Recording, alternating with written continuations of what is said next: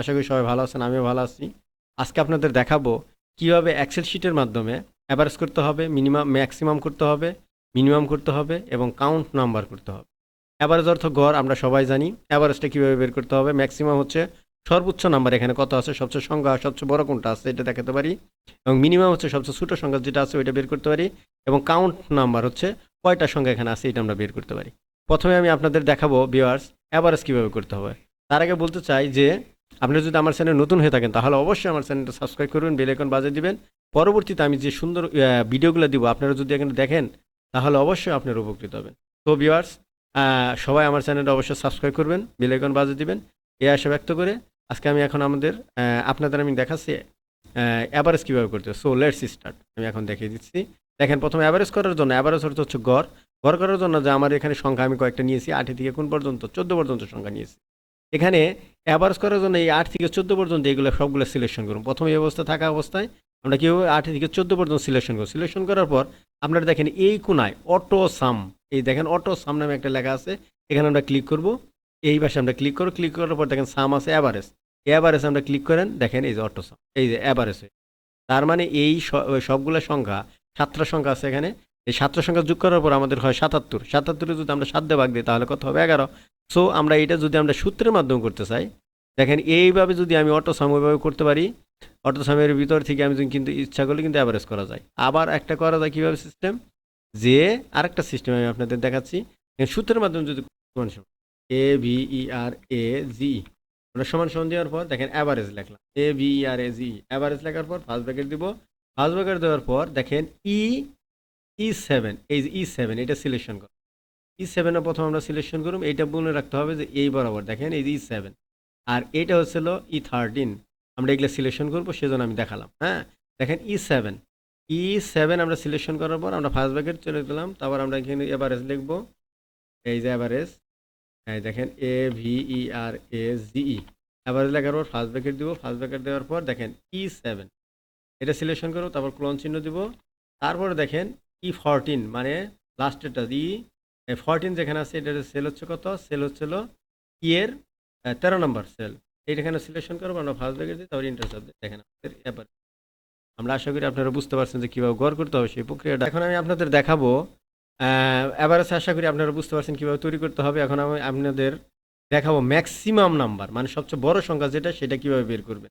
দেখেন এখানে টোটাল 7টা সংখ্যা আছে, 7টা সংখ্যার মধ্যে সবচেয়ে বড় কোনটা এটা কীভাবে বের করবেন। এটা বের করার জন্য দেখেন এই 7টা সংখ্যা কী করতে হবে, সিলেকশন করতে। সিলেকশন করার পর সেই আগের মতনই অটো সামের ঘরটায় যাবেন। এখানে যাওয়ার পর দেখেন এখানে ম্যাক্স লেখা আছে, এখানে ক্লিক করেন। দেখেন ম্যাক্সিমাম সবচেয়ে বড় সংখ্যা কত, 14। দেখেন 8 থেকে 14 পর্যন্ত এই সংখ্যাগুলোর মধ্যে সবচেয়ে বড় হচ্ছে 14। এভাবে নির্ধারণ করা যায়। যদি আমি আরেকটা প্রক্রিয়া দেখাই, আপনারা সূত্রের মাধ্যমে যদি করতে চান তাহলে সমান সমান লিখবেন, তারপরে অ্যাভারেজ, তারপর কি লিখবেন, ম্যাক্সিমাম MAX লিখবেন।